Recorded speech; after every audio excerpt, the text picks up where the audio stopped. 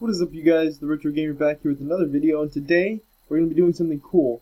Something that I also haven't thought through like the rest of my programming videos. And we're going to make an Excel online spreadsheet, customizable. So, very first thing you want to do is make your connect sheet, which I will do here in a second. So guys, in your connect.php file, you can feel free to copy this if you want. I just copy and paste the same code. So you want your host. Mine is not this. There's a few things in front of it, but I obviously don't want you guys to know that. You can also choose an IP address here. Your username to log into your account and your password. And then the database you're connecting to.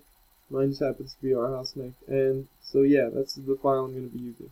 So now what we need to do is steal stuff. What I want to take is from my old. Now we're going to make a new file here. And we're going to call it index.php. Okay, so you created your index, and let's just go on it. I'm going to try and not go off of my other stuff, just because I really want you guys to understand what's going on here. Since this is more of a tutorial. The only thing that I might have to look at is session start. Just because I don't know it off the top of my head. So, but I will go show you. But basically, you need a session start in the front of your code. Oh, someone's calling me. Okay. So sorry about that, guys. This is going to be a terrible first episode. So yeah, session start. We're just going to keep that open for reference. And then you obviously want to end this session right there. So now, what we want to do is basically, I want to make a table that is, let's start off with making it 20 long, 20 high. And so to do that, we're not just going to make a normal table. We're going to use loops, and we're going to address each cell block so that we know what it is. So we're going to say echo table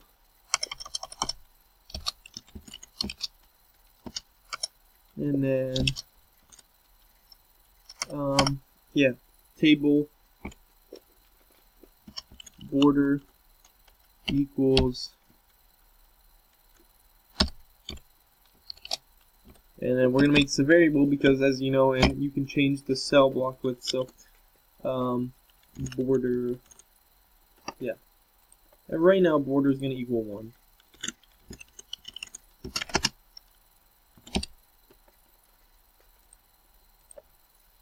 So there's that. Now, we want to echo making the table row, and echo making the table down.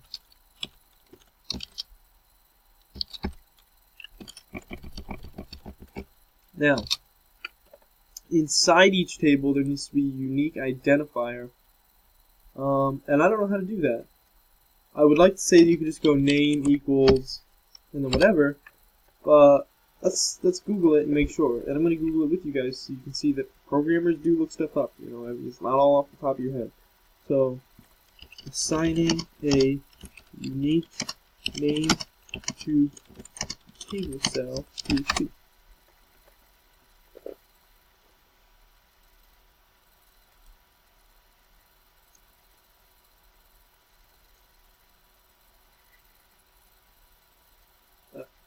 I'm not going to read that. I don't see anything that I like.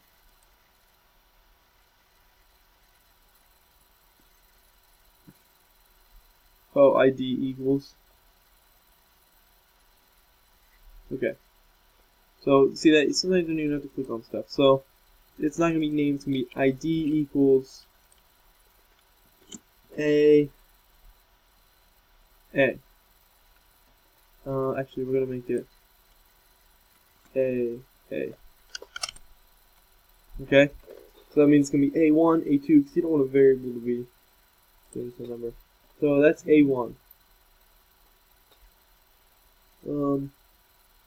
So now we have the table being made. That'll make one cell block. And then you just want to close off that and close off the table. Now this won't do much of anything, but now we have that. So now we need to loop some stuff. So while x is less than equal to 20, we're just going to draw out these table blocks. And each time we draw one out, we're going to set a equal to a plus 1. And up here, we're going to set a equal to 1. And we're also going to set x equal to 1. Now, when I load this in my website, we should have 20 columns select each with an individual unique ID. So,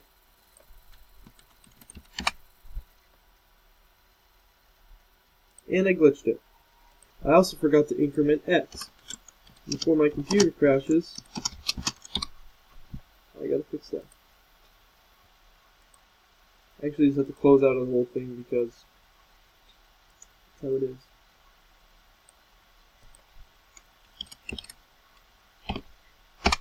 Okay, there you go. That is 20 blocks. Now those blocks aren't very big, and inside those blocks we actually want a text box that's also unique. So we're going to make a input type text, and set the name of it. See, now input, I don't know if it's name or value, or name or ID. Name equals B, or T for text, A.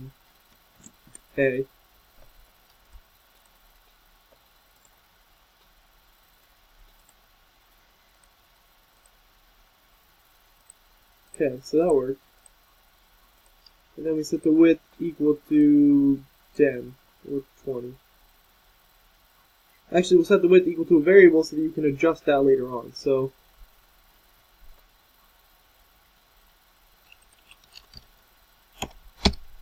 actually, maybe if we set the width of the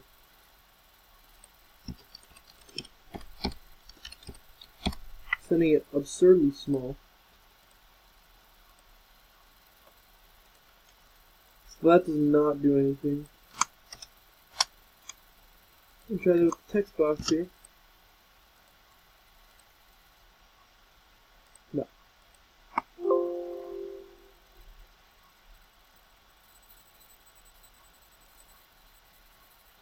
That was weird. So this is a little different. So now we're gonna Google it. Make HTML input text box smaller.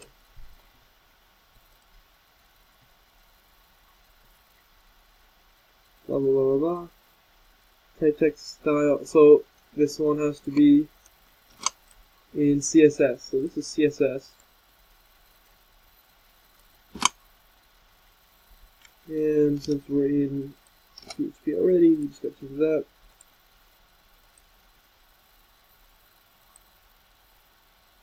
Four pixels is a little bit small, isn't it? Let's try 30. Try 60.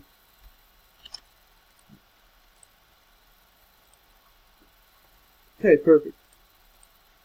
So typeable. Okay, now we need to make the rows. So while x is less than 20, and then while x is we'll put another loop in there. Well, y is less than 20. Then we're going to go ahead and do this loop again. Except in between it, we're going to close the table row off and start a new one. And we're also going to set y equal to y plus 1 so we don't crash anything. Now that'll make new rows, and each new row will have a new unique identifier. And we have to set x equal to 1 again at the end of each loop. Now in here, if we set the value equal to A, we should see that each block is different, ending on 400. And aren't I correct? So now each of these have unique IDs. So now we have our basic spreadsheet, and we only took up about 20 lines of code. Okay, and a lot of that can be condensed. So it's better than doing the HTML method where you gotta write all those blocks out. Now,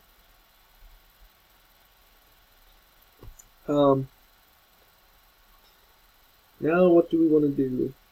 Well, what's important in any, this is almost like word processing right now, so there's no math.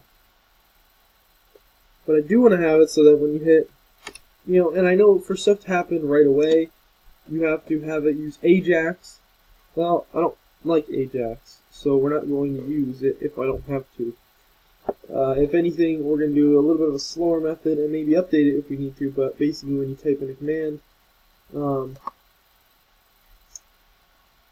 it will, you hit enter and then it takes you back to this page where we're doing an update thing. So,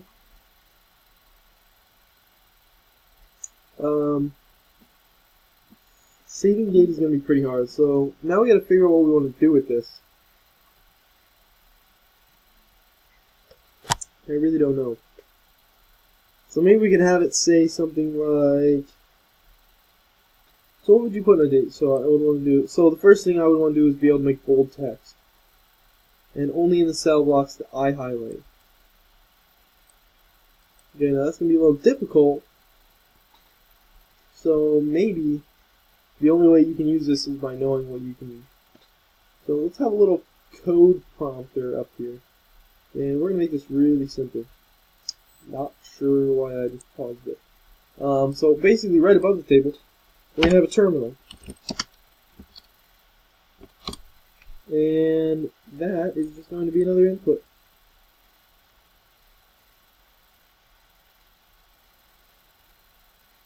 Is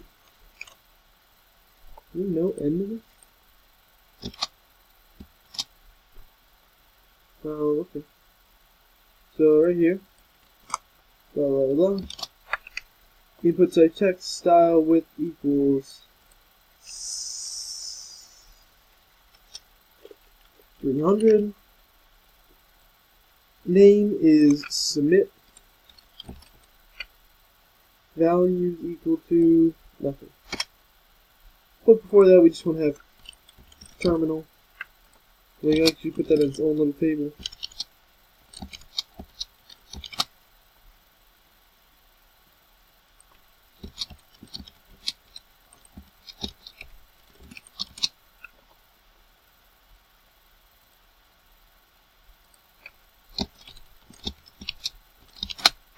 Okay.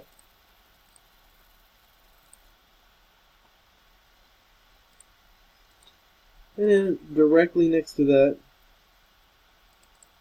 we're going to be term. And next to this, we'll have input type equals submit, which is a button. Name equals submit. And value equals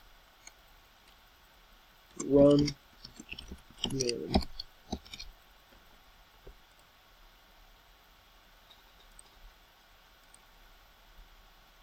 There we go.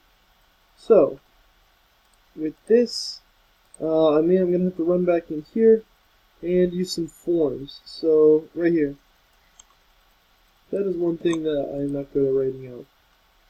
Basically right here we want to have form blah blah blah blah, and then at the end of the table close off that form. Point close off the form.